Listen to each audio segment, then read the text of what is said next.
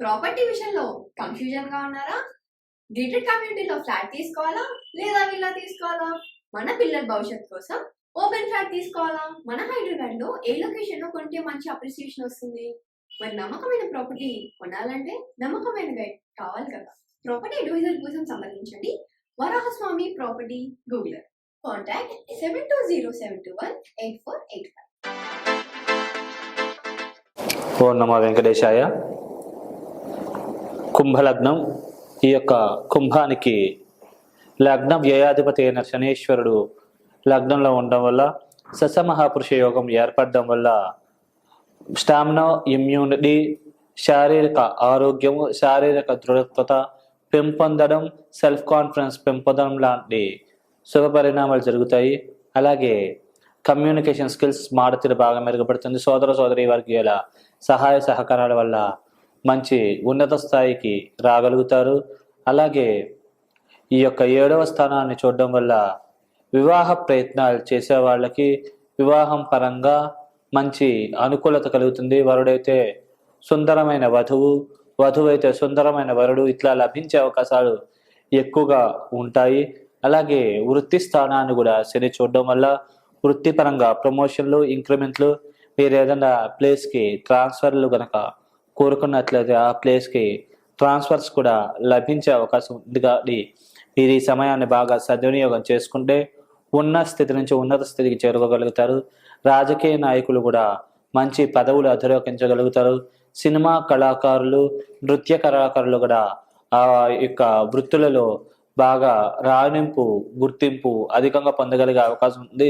సంఘంలో పేరు ప్రఖ్యాతలు, కీర్తి మర్యాదలు, గౌరవం ఇట్లాంటివి బాగా పెంపొందే అవకాశం బాగా ఎక్కువగా ఉన్నది. కాబట్టి సద్వినియోగం చేసుకుంటే మంచిది. అలాగే విదేశీ ప్రయత్నాలు చేసే వాళ్ళకి వీసా, పాస్పోర్ట్ తొందరగా లభించి తొందరగా విదేశాలకు వెళ్ళగలుగుతారు. అలాగే అక్కడ కూడా మంచి పేరు ప్రతిష్టలు సంపాదించుకోగలుగుతారు. ఉన్నత అధికారుల యొక్క మెప్పు కూడా పొందగలుగుతారు. అలాగే ధన మరియు లాభాధిపతి అయిన గురు భగవానుడు 4వ స్థానంలో ఉండడం వల్ల వాహనాలు డ్రైవ్ చేసేటప్పుడు జాగ్రత్తగా ఆచితూచి వ్యవహరించాలి. లేకపోతే వాహన గండాలకి, ప్రమాదాలకి గురయ్యే అవకాశం ఉంది. ఈ 13వ తారీఖు దగ్గర నుంచి ఇంకా జాగ్రత్తగా ఉండాలి, లేకపోతే ఇబ్బందులు, సమస్యలు తలెత్తే అవకాశం ఉంటుంది. అలాగే ఈ యొక్క వృత్తిపరంగా కూడా టెన్షన్లు, మానసిక ఒత్తిడి ఇట్లాంటివి కొద్దిగా అధికంగా ఉండే అవకాశం ఉంది. అలాగే ఈ యొక్క గురువు యొక్క పాప దృష్టి 8లో ఉండడం వల్ల అనవసరమైన భయాలు, పీడకలలు ఇట్లాంటి వాటి వల్ల ఇబ్బందులు తలెత్తే అవకాశం ఉంటుంది. అలాగే ఈ యొక్క గురువు యొక్క పాప దృష్టి వ్యయస్థానం మీద ఉండడం వల్ల ధనపరమైన ఖర్చులు అధికంగా ఉండే అవకాశం ఉంటుంది. అలాగే అనవసరమైన ప్రయాణాల వల్ల కూడా కొన్ని ఇబ్బందులు, ధనపరమైన సమస్యలు తలెత్తే అవకాశం ఉంటుంది.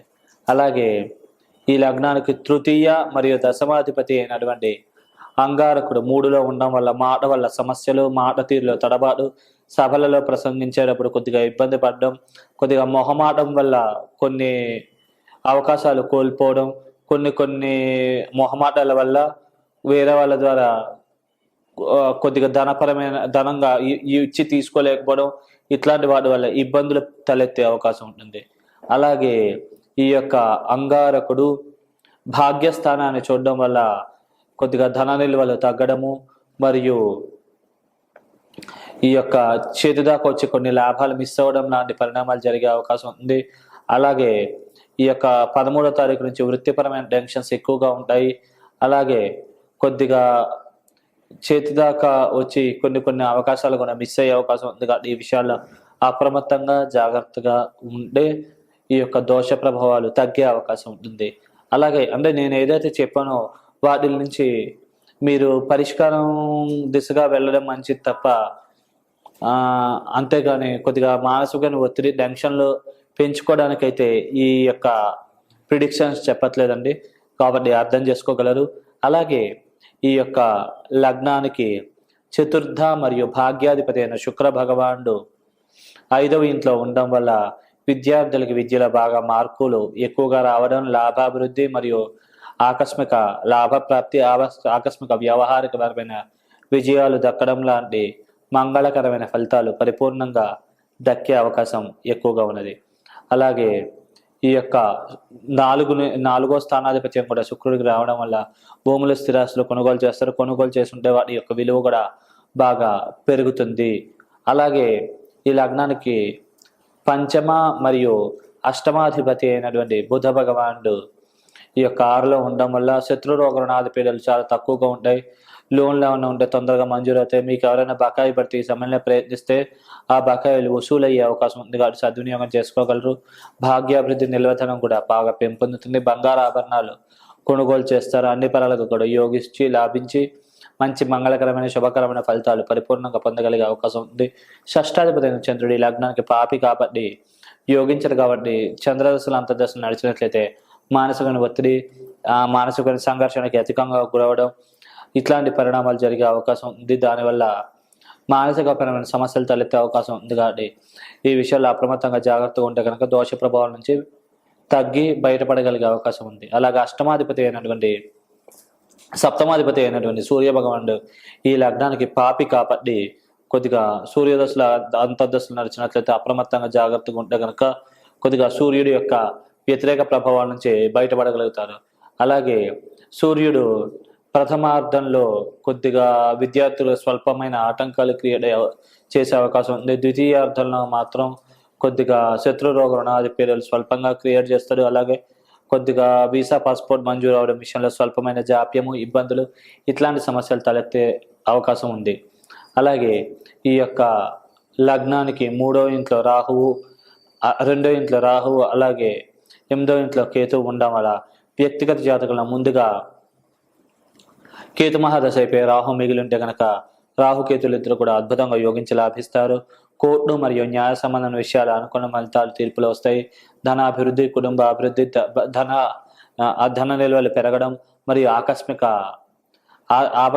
వ్యావహారిక విజయాలు, సంఘంలో పేరు ప్రతిష్టలు, గౌరవ మర్యాదలు ఇట్లాంటి పెంపొందడం, అలాగే మీ గురించి 10 మంది గొప్పగా చెప్పడం, దానివల్ల మీకు లాభాలు కలగడం లాంటి మంగళకరమైన ఫలితాలు కలిగే అవకాశం ఉంది. ఒకవేళ మీకు వ్యక్తిగత జాతకంలో ముందుగా రాహు వైపు కేతు మిగిలితే కనుక ఈ ఫలితాలు వ్యతిరేకంగా జరిగే అవకాశం ఉంది. కాబట్టి ఈ విషయాల్లో అప్రమత్తంగా జాగ్రత్తగా ఉంటే కనుక ఈ దోష ప్రభావం నుంచి మీరు బయటపడగలుగుతారు. అన్ని పరాలకు కూడా మంచి జరిగే అవకాశం ఉంది. అలాగే దోష నివృత్తి కోసం మీరు విశేషంగా కూడా శివారాధన చేసుకోవడం, శివుడికి అభిషేక అర్చనాదులు చేసుకోవడం, అలాగే మీరు దగ్గరలో శివాలయం ఉంటే కనుక ప్రదక్షిణ నమస్కారాలు చేసుకుని ఓం నమ శివాయ మంత్రాన్ని ప్రతిరోజు ఒక 21 సార్లు జపించడం ద్వారా మీకు అన్ని పరాలుగా మంచి జరుగుతుంది. అలాగే కుదిరినంత గోసేవ చేసుకోవడం, అలాగే బ్రాహ్మణులకి ఎక్కడైనా బ్రాహ్మణులు కనబడితే కనుక మీకు దోచిన దక్షిణలు ఇచ్చి వారి యొక్క ఆశీస్సులు తీసుకోవడం ద్వారా మీకు అన్ని పరాలుగా మంచి జరిగి మీరు అనుకున్న పనులన్నీ కూడా సక్సెస్ అయ్యే అవకాశం ఉంది. అలాగే మీ ఇంట్లో ఏదైనా పని కోసం బయటికి వెళ్ళేటప్పుడు కూడా మీ పెద్దల ఆశీస్సులు తీసుకుని మీరు బయటికి వెళ్ళినట్లయితే, అలాగే గురువులను కూడా స్మరించుకుని మీరు బయటికి వెళ్ళినట్లయితే మీరు అనుకున్న పనులన్నీ కూడా సక్సెస్ అయ్యే అవకాశాలు పరిపూర్ణంగా ఉన్నాయి. శుభం.